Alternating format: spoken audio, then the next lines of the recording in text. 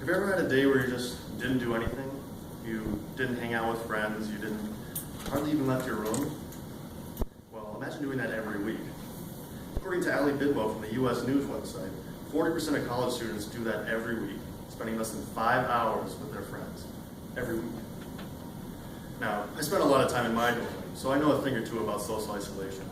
So I've taken a little bit of an interest in it lately. Specifically in how college students become so isolated and what effects this has on their health. So first I'm going to go over all the different ways that college students manage to isolate themselves from their peers. And then I'm going to go over the effects that this may have on their health. So nobody comes to college hoping to have no social life, or at least I would hope not. But unfortunately, it can happen to anybody, and for a number of reasons.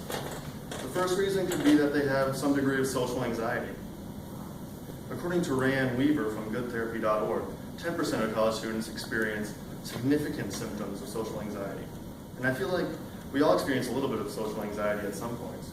So, especially if you're in a new situation like going to college.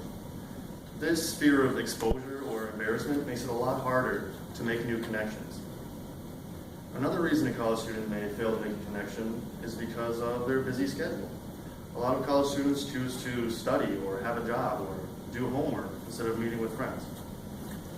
They're failing to make time on their schedule for socialization, and that's a big mistake on their part. So, a lot of college students are spending a majority of their time alone. And this is doing more than just giving them a boring college experience. This is negatively affecting their health.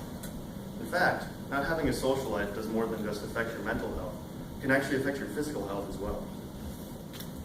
Some of the ways social isolation affects your mental health, according to doctors Daphne Ingram and Rebecca London from the Beyond Differences website, are lower self-esteem, substance abuse, and actually lower anxiety, or higher anxiety, which makes it even harder to make friends. In addition to the effects on mental health, social isolation can also harm you physically. Some examples of this are headaches, stomach aches, high cholesterol, high blood pressure, and a higher risk for substance abuse, all because somebody didn't want to go out and make a few friends. So by now, it should be clear that having a social life is really important for a college student. Because the more college students isolate themselves from their peers, the more they're setting themselves up for significant health risks in the future. Whether this social isolation comes from their busy schedule or some degree of social anxiety, not having a social life is setting them up for poor mental and physical health in their future. In the words of John Donne, a 15th century English poet in his work, Potions Upon Emergent Occasions, no man is an island, and if you go through your life trying to act like one, your life could be cut short.